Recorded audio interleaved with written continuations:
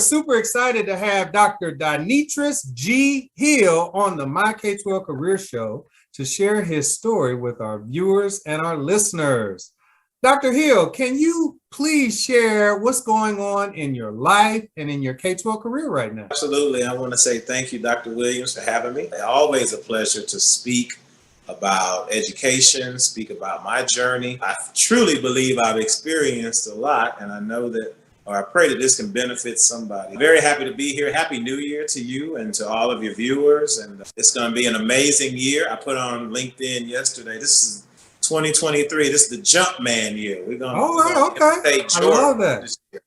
Yeah, we're going to jump through the roof this year. We're going to take all the shots that are available to us. I love it. I love it. But yeah, so I am a 23-year educator. This is my 23rd year. I started in 2000. I started as a classroom teacher in Houston ISD in Houston, Texas. And currently in my role now, I serve as a community superintendent in Jefferson County Public Schools in Denver, Colorado. Actually Golden, Colorado, but we're Denver in essence, greater Denver area. I have the opportunity or the privilege to work with 13 school leaders, and I'm learning from a really robust team of educators and administrators and other superintendents in the region to really make a difference in the lives of some very deserving, diverse individual schools, both individually as well as collectively. Sure. And we're just really having a good time. I'm in a new city. I'm in a new place. Got a fresh attitude about what this journey is going to have in store for me. I've been a few places in my career, which I'm sure we'll get to. Sure. And so I'm very excited about what this year is going to bring. And I'm happy for you and where your journey is taking you. And you're an awesome educator, an awesome administrator. And I had the chance to look at your school and I'm like, oh, this is some good stuff. We're in good company together right now. I appreciate it, brother. I really appreciate that shout out. So how long have you been in Golden, Colorado? This is my first year. Wow. Month. Yeah. Okay. Yeah, I got here in July. And, wow. What's that transition been like, Doc? The first thing everyone tells you is that the air is going to get to you. I haven't experienced any of it. They just tell me to keep drinking water. Okay. I walk around with a gallon every day. Okay. Just to make sure I'm never caught without it. Because, plenty issues. But no, the transition has been great. I will say it's a urban-like school district. There are urban parts, especially when you start talking about the western corridor of Denver. I call it the Denver Annex, where my schools are. I primarily service schools in the Lakewood and Edgewater area. These are going to be more of your more diverse schools, a lot of your schools that do have the socioeconomic challenges, wraparound service challenges, the gaps, especially those that have been exacerbated by the pandemic. Those are going to be the areas where they're the most pronounced and the most evident. But the transition has been smooth. I'm a turnaround educator. I've been that all my career, even going back to the classroom.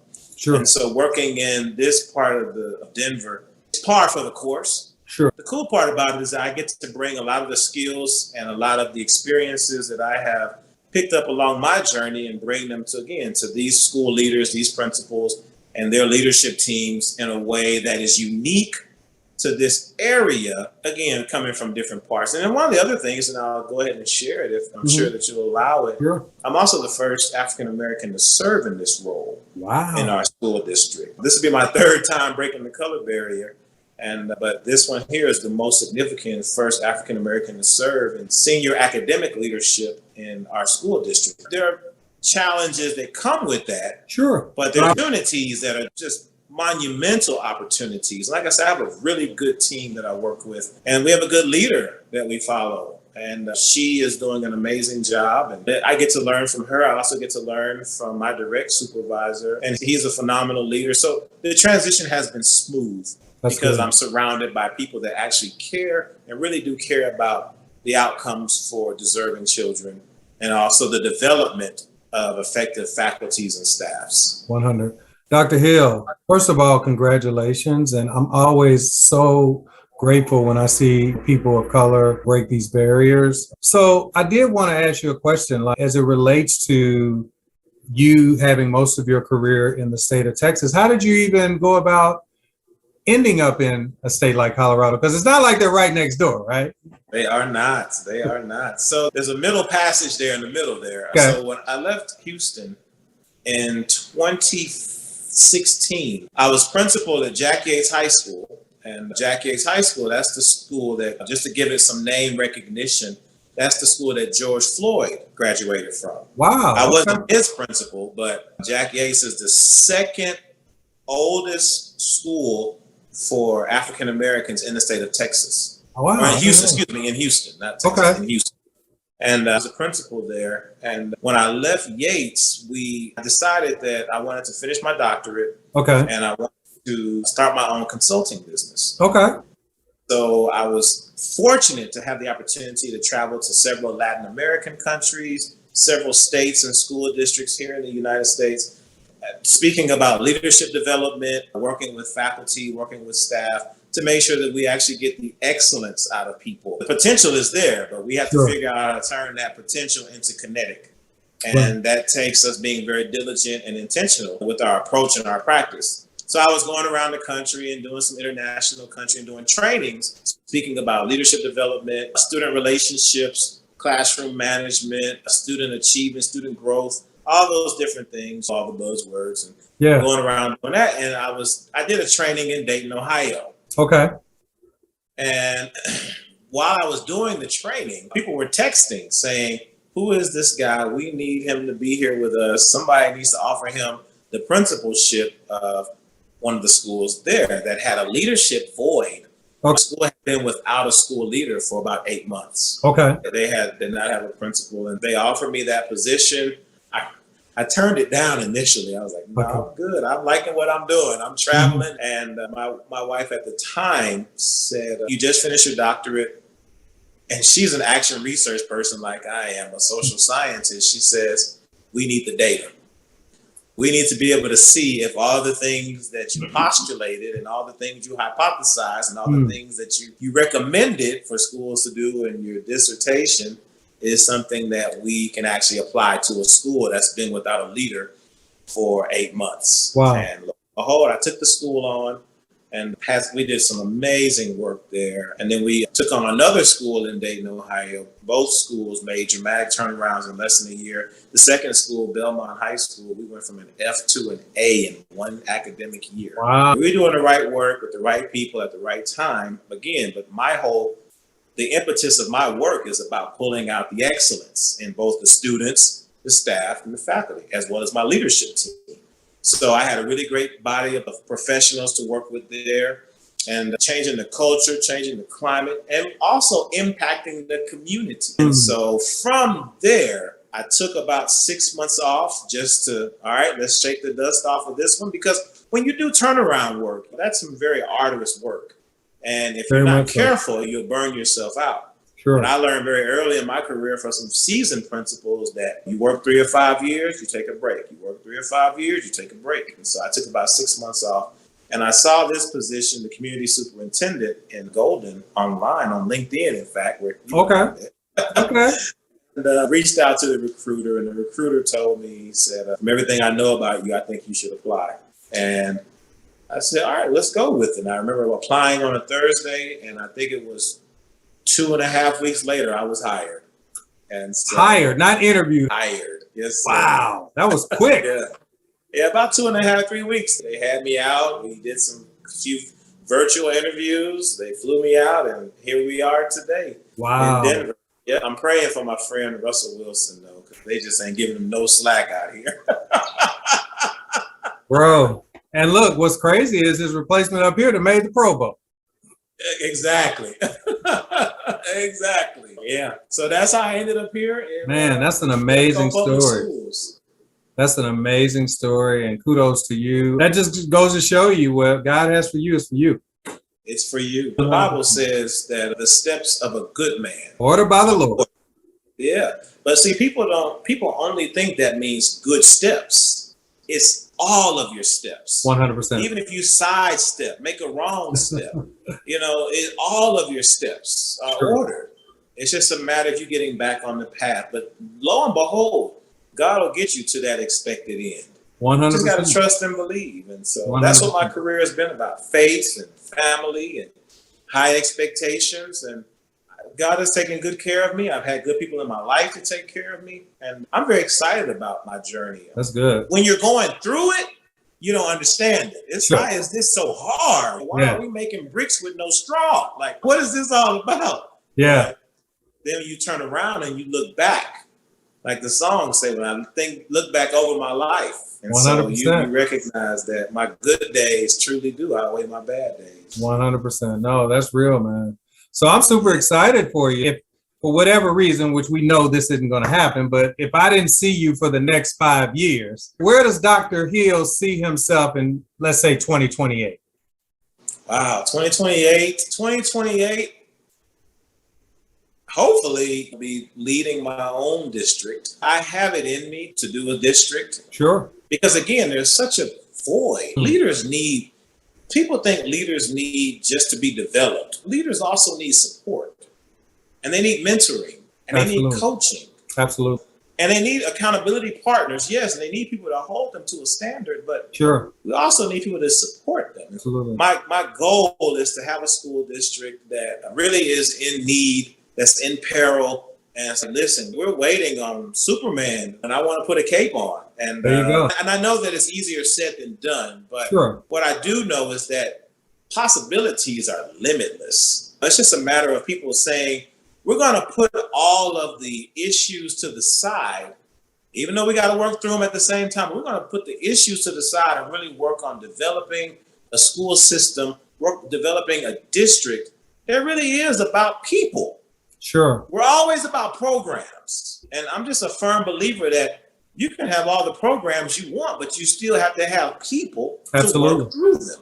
Absolutely. And yeah, man, I would have my own district, and be it in Denver somewhere, or back in Texas, or in Ohio, or Vegas, or wherever. I don't know. So you're open. Yeah. Where there's need, that's where I want to be. I don't want to be somewhere where it's all figured out and then you can mess that up. I don't want to mess up somebody's good thing. No, that makes sense. That makes sense. Yeah, man. Yeah. So, no, that's good. And I see that in your future, 100%. I receive it. Thank you. 100. Dr. Hill, I believe that the K-12 profession is the greatest profession in the world, right? I believe we're the profession that makes all other professions possible. Why do you believe the K-12 profession is such a great profession? Back in the day, they used to say it was a noble profession. And I'm very much about honor and integrity and nobility. I'm all about it. And this system, the K-12 system, the opportunity to speak into the lives of children, to model for children a standard, a higher level, an opportunity to tap into their lives for either a day, a year, or a decade, depending on how long you're in their presence. That's something that we should never take for granted.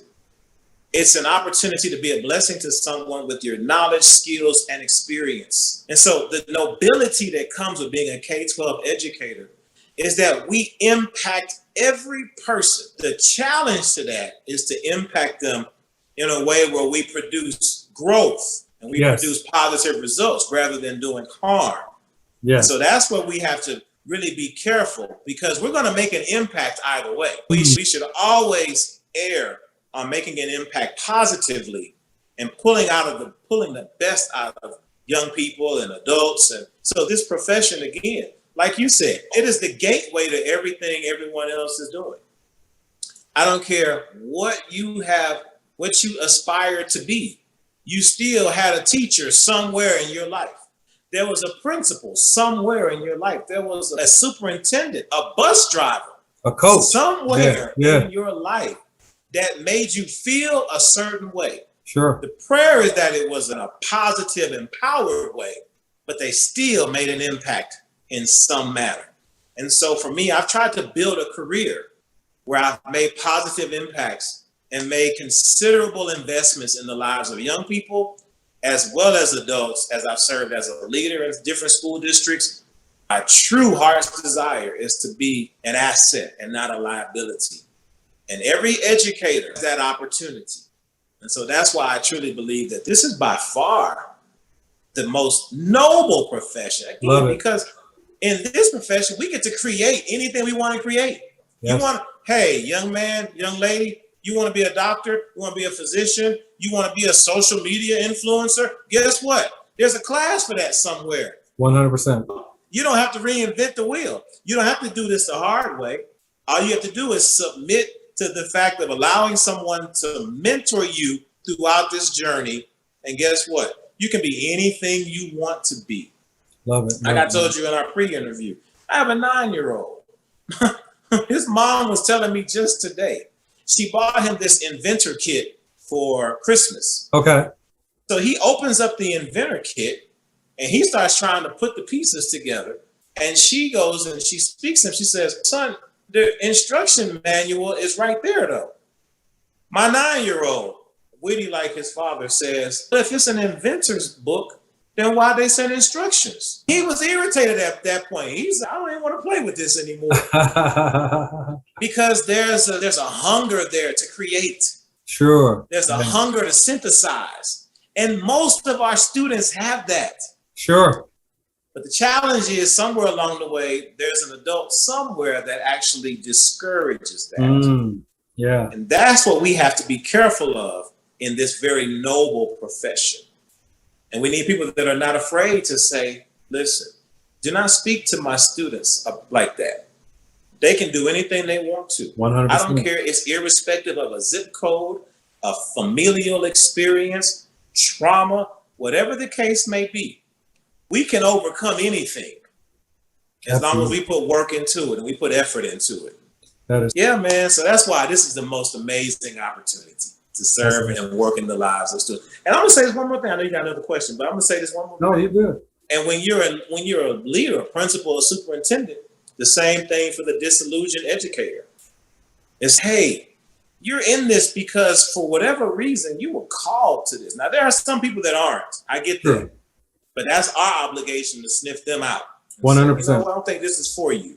Absolutely. But for those that are called to it, but they can get frustrated because of politics and bureaucracy, I would say it's with anything. There's going to be those chapters that are just harder to process. But if you really are called to this profession, I say see it through. There's a scripture that says, judge nothing before it's time. And a lot of times we bail on things just too soon. But it's right before the breaking of day when it's the darkest.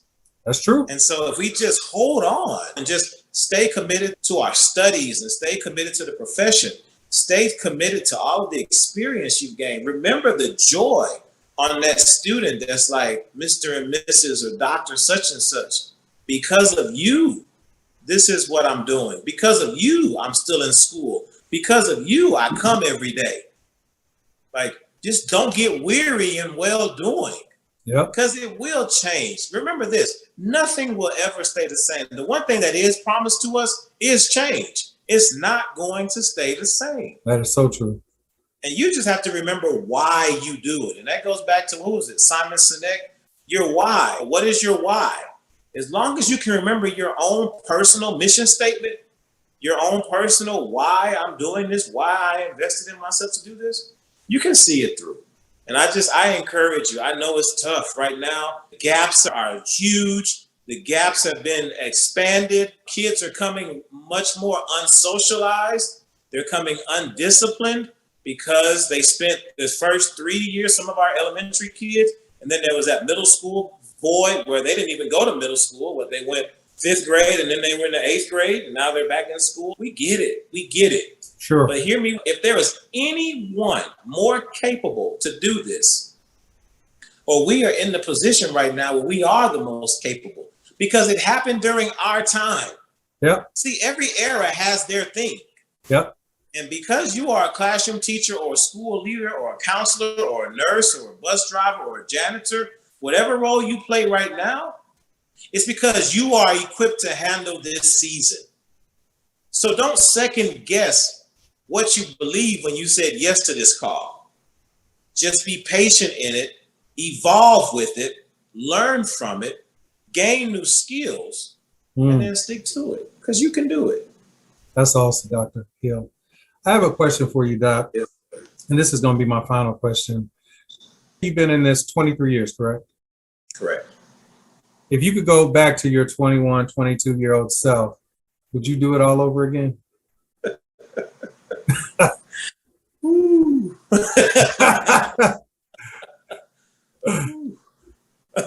You know what? So I'll tell you how I got in it. I was a biology major at Wiley College, home of the great debaters. Okay. Check the movie out if you haven't seen it. All right. Yeah.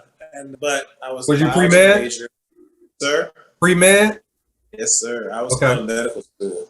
Yeah, I wanted to be an Army doctor. Okay. Yeah, everything was going well. I was tracking like I was supposed to. Classes were on point. And then I went to an internship at LSU, in fact, the summer of 1999. Wow. But my younger brother took ill. We were informed that he had heart failure. Oh, wow. And yeah, he was my younger brother. So I think I was at the time 20 or 20, about 20, and he was 19, something like that. Okay. And all while I was doing this. So while I was preparing for the MCAT, I would leave class and go to the hospital and sit with him and my mom. And I didn't put the study time in that I needed to because there was a traumatic event that was going on happening. And anyway, cut to the chase, when I actually sat for the MCAT, I was underprepared. Yeah. And so I didn't do as well as I would have liked. And as a result, I did not get any acceptance in the medical school. So I was standing outside of our dorm building, and a friend of mine, his mom, who's from Houston, she pulls up and she says, "So what are you going to do? You graduate in a month." And I was like, "Hey, I don't know." And she said, "Well, you need a job." And I was like, "I guess you're right." It hadn't dawned on me the real world is about to take place. And she was like, "You need a job." She said, "You want to teach?" And I said, "Absolutely not." And she said, "If I can get you into a school, I think you should at least take a year, and that way you can study some more." That's a good point. She said, "Teach science." I was like, so lo and behold, that's how I ended up teaching science at Wiley High School, in sunny side of Houston, Texas. And I was supposed to study that year. And you heard from the beginning, like I told you, I was coaching auto sports and band director and teaching those high-level science courses, and you get ingratiated into the culture of the school. And every time I tried to pick up an MCAT book, it just wasn't happening. Yeah. I could not lock back into it. And then I started to understand the need of me being there. And I started understanding my purpose for being there. And that purpose then became enthusiasm. Wow. So the question you asked me is, would I do it again? The honest answer to that question is absolutely. Yeah. The selfish answer to that question is probably not. Yeah, I get it. And I say the selfish answer because I really wanted to see if I could have pursued a career as a military physician. But I have thoroughly enjoyed the last 23 years of my life. I've met some of the most amazing young people, some who have gone on to become some of the most contributing members to society, educators who were disillusioned, ready to throw in the towel, new to the profession, some that needed to go. I've helped every one of them fulfill their purpose. I like that. Manner. And so, no, man, I have no complaints. I'm thankful for every experience that I've had and every person that I've had the opportunity to meet and engage with. Not always positive, but that's the business. That's it. That's not what it's about. It's about making the most effective decisions and being that advocate and being that standard for your school, your students, and for those that you serve. No, I have no complaints. Looking forward to the next 6 years, because I'm done at 50. Done at 50? Don't try something new. I'm done at 50. That's awesome. That's awesome, Doc. Yeah, we had that in common. Like, I was not a education major. I was actually a pre-law major, not pre-med, and was actually accepted. I was on my way to SMU Law School and thought that was where I was going to be. And I did the same thing. I was like, it wasn't about me preparing for a test, the LSAT or anything. It was just about, okay, I'm tired of being a poor, broke college student. I'm going to save up some money this 1 year, and then I'll go to law school. And there you go. It's 28 years ago, bro. I'm still in deferred status. I hear you. There you go. That's how it goes. We don't know how we end up where we are, but the thing that you grow where you're planted. Grow where you planted, and education gives you options. Right? Let me tell you something. I've had some of the most amazing experiences as an educator. Like I said, I've had the chance. I've been fortunate enough to start my own consulting company where I get to tour, see different countries, That's awesome. Be it now, you can go to another country virtually. Like I shared with you, I was just in Vietnam not too long ago, virtually. That's so cool. And working with their leadership teams and teachers. Just the opportunity to be everywhere, without never leaving your home is amazing. But then also, when you actually get to go and step foot on a campus, and you go and you step foot in an administration building, and you get to see people and touch people and say, you know what? I know your best is just right on the other side of this. Let's just push a little harder. Let me help you with this. Let me show you something a little differently about this. Because everyone can be pushed to another level. That's true. That's so true. So true. Man. No, I'm blessed, man. I've got the opportunity to graduate several classes and 100%. It's a beautiful thing. Put diplomas in hands and have those situations where I get to tell kids, you're not dropping out on me. So I'll see you tomorrow. I'll be here, you be here.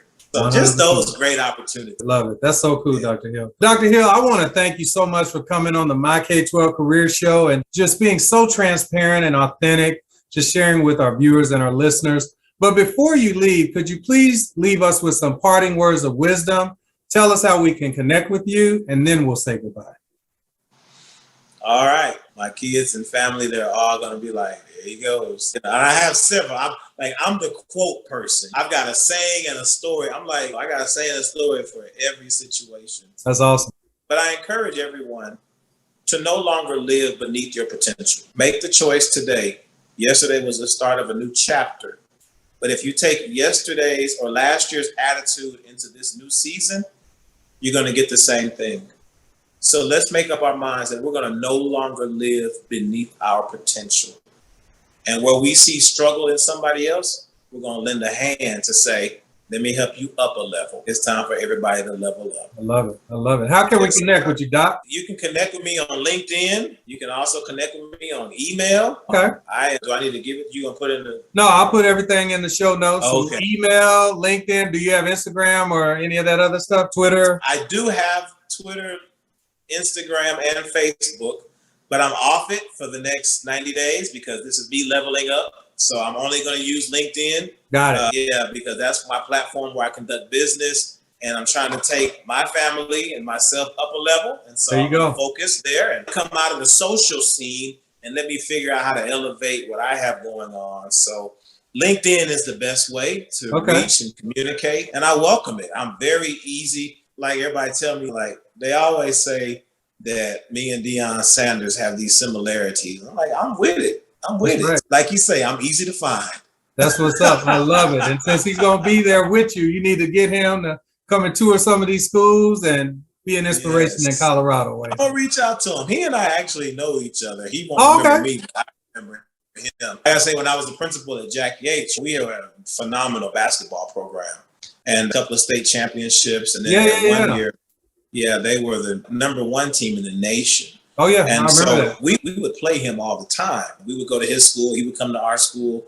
So when I remind him, he'll be like, oh, yeah. But, that's what's up. So, that was when he had Prime Prep, right? Yeah, Prime Prep. That's right. Yeah. I remember that. Again, like I say, your gifts will make room for you and bring you before great men. That's what's up. Yeah, man. So I'm easy to find. Reach out to me. I got a couple of books that I've written. They're out on Amazon, I believe. One is called Today's Prince, Tomorrow's King. Is really written for young men of color, but it's an excellent read for anyone because it just talks about the grounding principles that we're speaking about.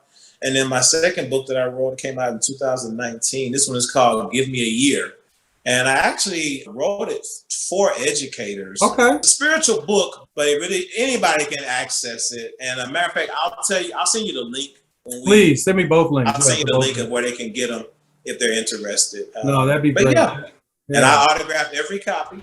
That's what's up. That's what's up. I appreciate you, brother, and thank you so much. This isn't the last time that me and you are going to personally communicate, and I really appreciate you coming on the show, and I just wish you all the best as a senior leader in Colorado. And I have zero doubt that you're going to be a superintendent in short order very soon. So I'm just going to speak that into existence. Yes, sir. I receive it, and thank you. And God bless you and your viewers and your platform, and you're making a difference. And like you shared, Last year, you had no followers. Now you're everywhere. So keep working, man. Keep doing the work you were called to do, because it's blessing somebody, if not many. Thank you so much, brother. I appreciate you. Wish you all the best in 2023. All right. Thank you. Take care, brother.